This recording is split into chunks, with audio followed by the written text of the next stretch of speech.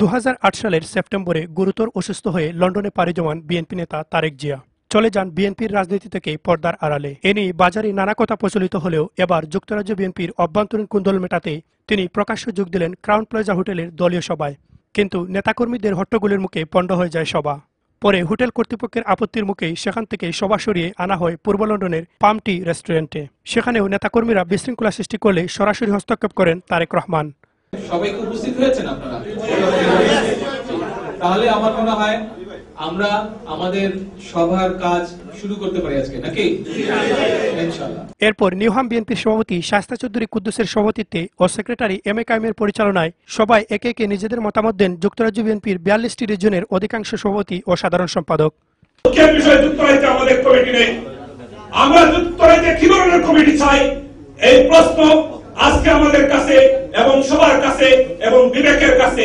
উনি যে উদ্যোগটা নিয়েছেন তৃণমূল থেকে আজকে যুক্তরাজ্য বিএনপিকে সংগঠিত করার জন্য, আমরা এর জন্য ওনাকে ধন্যবাদ জানাবো। এদিকে দুপুরের সভা পণ্ড হয়ে যাওয়ায় ক্ষুব্ধ প্রতিক্রিয়া ব্যক্ত করেন লন্ডনের বাইরে থেকে আসা দলীয় নেতাকর্মীরা। আমি চাই যে বিএনপির মধ্যে কাওয়াস্তা হোক না, একটা সব সম্মিলিত বইয়া একটা সমাধান করা। ঠিক আছে, আজকে যে একটা মিটিং পোস্টপন্ড হইল, একটা বিএনপির লাগে একটা দুঃখজনক। এ ঘটনার পর বিশৃঙ্খলা সৃষ্টির ব্যাখ্যা দিতে গিয়ে যুক্তরাজ্য বিএনপির নেতা ব্যারিস্টার এম এ সালাম বললেন, যারা বিশৃঙ্খলা করেছে তারা দুষ্কৃতিকারী। কিছু সংখ্যক এই ফ্যাসিবাদী সরকারের লেলিয়ে দেওয়া কিছু সংখ্যক ব্যক্তিবর্গ তারা আমাদের এই সভাকে, এই সৌজন্য সাক্ষাৎকে নস্যাৎ করার জন্য, বিভিন্নভাবে প্রশ্নবিদ্ধ করার জন্য, তার ইমেজকে নষ্ট করার জন্য আসলে বিশৃঙ্খলা তৈরি করার চেষ্টা করেছিল। সেই চেষ্টাটা দেখে আসলে হল কর্তৃপক্ষ একটা তাৎক্ষণিকভাবে তারা সিদ্ধান্ত নিয়েছিলেন যে ভেন্যুকে চেঞ্জ করে অন্য কোথাও করা যায়। যুক্তরাজ্য বিএনপির অন্য নেতা এম এ মালেক এ ধরনের ঘটনায় বাকরুদ্ধ বলে মন্তব্য করেন।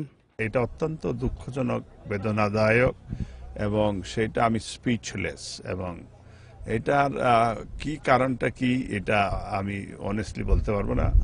পামট্রিতে অনুষ্ঠিত সভায় নেতাকর্মীরা তারেক জিয়ার উদ্দেশ্যে বলেন, তারা আগামীতে যুক্তরাজ্য বিএনপির একটি পূর্ণাঙ্গ কমিটি চান। যুক্তরাজ্য বিএনপি এমনভাবে আমরা নেতৃত্ব চাই আগামী দিনের, যাতে করে আওয়ামী লীগ সরকারের বিরুদ্ধে দুর্বার কোনো আন্দোলন গড়ে তুলতে পারে। কমিটি আসবেন আমাদেরকে যাতে ওনারা মূল্যায়ন করেন এবং দেশ থেকে যারা ছাত্র দলের এবং রাজনীতির সাথে সক্রিয় ছিলেন তাদের দিকে যাতে নজর রাখেন। সবাই তারেক জিয়া নতুন কমিটি সম্পর্কে কোনো কথা না বললেও আগামী এক সপ্তাহের মধ্যে যুক্তরাজ্য বিএনপির নতুন কমিটি ঘোষণা করা হবে বলে দলীয় সূত্রে জানা গেছে।